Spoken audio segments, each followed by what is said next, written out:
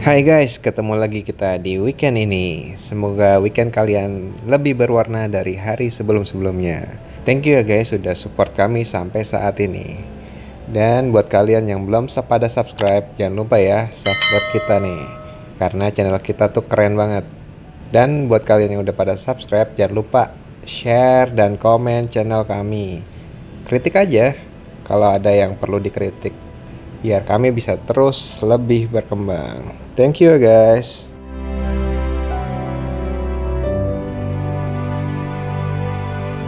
Oh ya guys, kali ini kita mau bercerita tentang segitiga Bermuda made in Indonesia, atau lebih sering kita dengar dengan istilah nama segitiga Masa Lembo.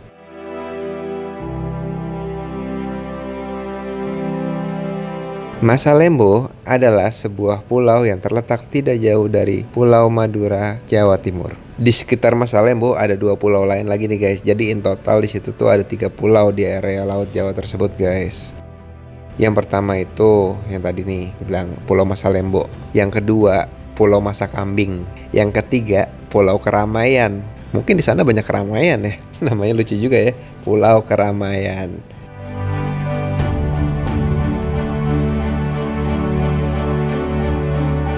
Nah, Pulau Masa Lembo berada di bagian utara wilayah Kabupaten Sumeneb. Mungkin kalian udah gak asing ya guys dengan nama segitiga Bermuda. Di video sebelum-sebelumnya itu gue pernah ngangkat tentang edisi kapal Kota Paksi yang hilang di segitiga Bermuda Atlantik sana. Jadi di Indonesia tuh juga punya guys segitiga Bermuda yang mirip-mirip dengan segitiga Bermuda yang ada di Bermuda, Samudra Atlantik itulah.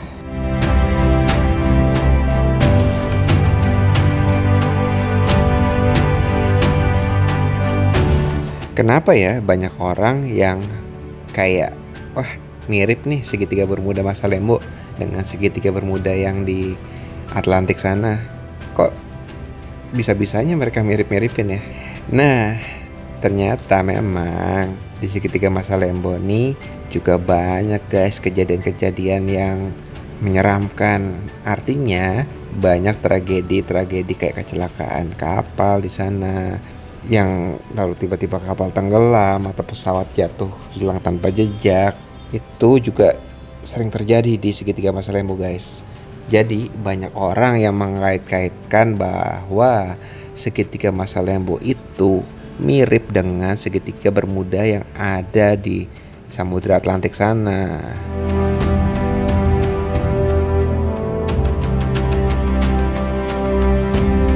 Lanjut nih guys. Jadi segitiga Masa Lembo mulai dikenal orang banyak di Indonesia sejak kejadian atau tragedi terbakarnya kapal KM Tampomas II, yang dimana kapal Tampomas itu terbakar pada tanggal 27 Januari 1981. Saat itu banyak sekali pertanyaan publik, kenapa sih kok bisa Tampomas itu sampai terbakar dan tenggelam, bahkan sampai korban jiwanya tuh ratusan men.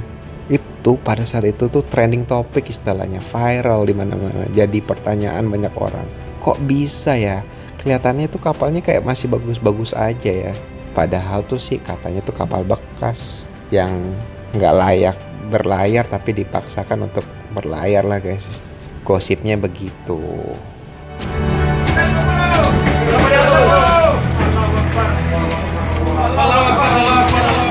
Pada saat itu, Tampomas II mengangkut sebanyak 1054 penumpang dan 84 awak kapal.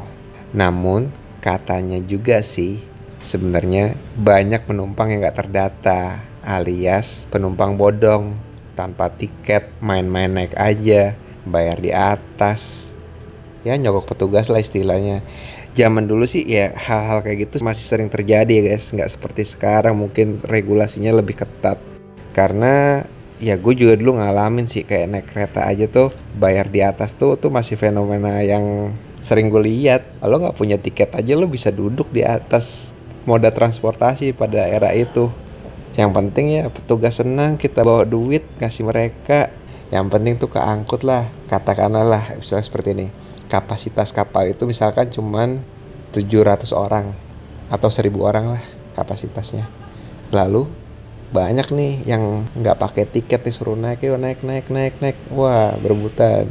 Terusnya ya udah di atas ya bayar sama petugas. Yang penting ya kita bisa naik. Nah pada saat itu mungkin masih nggak bagus sistemnya, nggak secanggih sekarang yang udah sangat ketat. Ya emang harus seperti itu, kalau nggak transportasi kita nggak akan maju men.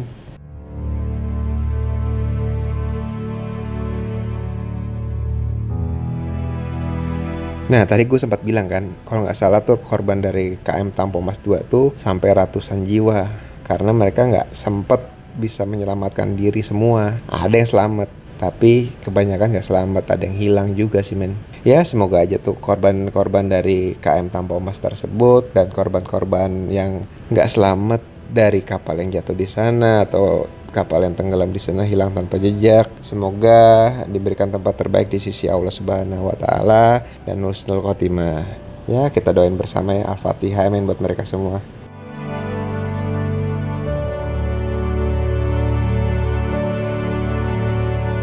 Selain kapal Tampo Mas, juga banyak lagi nih guys yang mengalami kecelakaan bahkan sampai tenggelam di perairan Masalembo. Contohnya nih guys, seperti kapal Senopati Nusantara yang tenggelam pada 29 Desember 2006 lalu. Dan terus hilangnya pesawat Adam Air pada tanggal 1 Januari 2007. Wah ini cukup heboh pada saat itu ketika Adam Air tuh hilang. Gue inget nih beritanya 2007 lalu nih. Tuh Adam Air itu tiba-tiba lost kontak dan nggak ada kontak lagi, hilang. Itu tepatnya katanya jatuhnya di perairan Masalembo. Lalu KM Mutiara Indah pada tanggal 19 Juli 2007. Dan juga ada lagi nih KM Fajar Mas pada tanggal 27 Juli 2007. Ada lagi KM Sumber Awal pada tanggal 16 Agustus tahun 2007. KM Teratai Prima tanggal 11 Januari 2009. Serta satu lagi nih KM Mutiara Sentosa pada tanggal 19 Mei 2017 lalu. Ini masih baru banget. Serem juga ya men ya. Ya bisa dibilang ya mirip-mirip juga ya sama yang di Bermuda sana. Tapi ini made in Indonesia.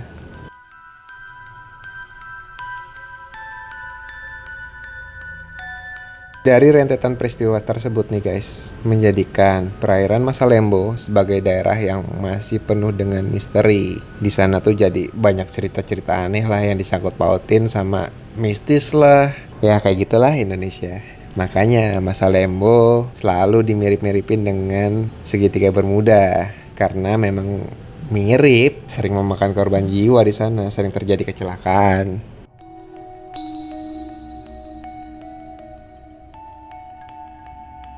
Lalu nih guys, ada cerita yang berkembang dari sisi mistisnya nih. Konon katanya segitiga Masalembo itu dikuasai oleh kerajaan Ratu Malaka. Mirip Ratu Kidul juga ya. Ternyata di laut itu ada penguasa-penguasanya ya, sang ratu. Penduduk setempat katanya segan sekali nih guys untuk melintasi perairan tersebut. Jadi mereka tuh lebih sering memilih untuk memutar. Walaupun agak jauh, yang penting gue selamat. Nah, penduduk setempat juga sering nih guys kayak punya kepercayaan gitu deh. Kalau ingin selamat melintasi perairan tersebut, mereka tuh harus ngasih sesajen. Nah makanya setiap melintas, kebanyakan penduduk setempat selalu membawa sesajen atau persembahan untuk penguasa laut Masalembo. Ya percaya nggak percaya sih, mungkin bisa kan jadi budaya ya. Tapi kalau gue pribadi sih gue nggak percaya. Takut musyrik bro. Wah hukumannya udah musyrik itu udah. Ya tapi balikin lagi, kalau emang udah kepercayaan dan budaya ya itu hak mereka, pilihan mereka.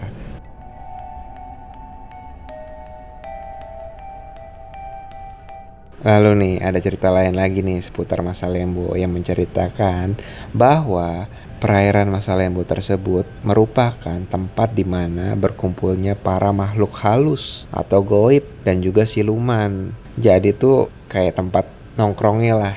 Tempat berkumpul mereka kan tempat nongkrong kan. Nah makanya tuh selalu dikait-kaitkan kalau kejadian atau kecelakaan yang sering terjadi di Masalembo itu sering diartikan bahwa makhluk-makhluk tersebut itu meminta tumbal.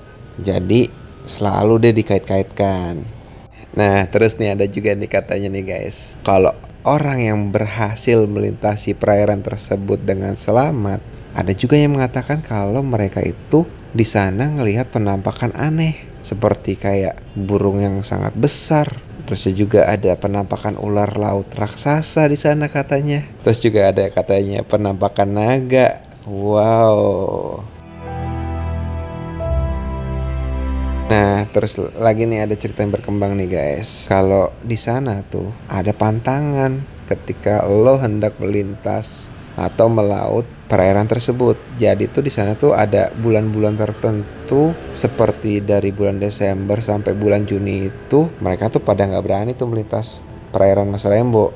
Nah, memang di bulan-bulan tersebut gelombang di perairan Masalembo itu sangat tinggi guys, dan sering sekali badai terjadi di sana. Jadi emang sangat berbahaya jika kita hendak memaksakan untuk melintasi area tersebut. Dan juga perairan tersebut juga merupakan titik dari pertemuan dua arus, yaitu arus dari Samudra Pasifik dan Samudra Hindia, di mana perairan ini arusnya sangat kencang yang berasal dari barat terus memanjang sampai Laut Jawa.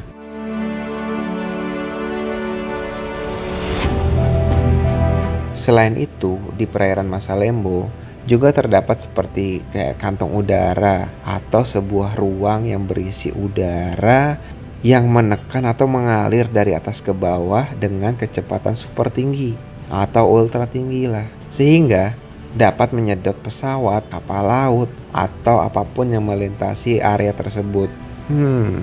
Ngebayanginnya aja sih udah serem.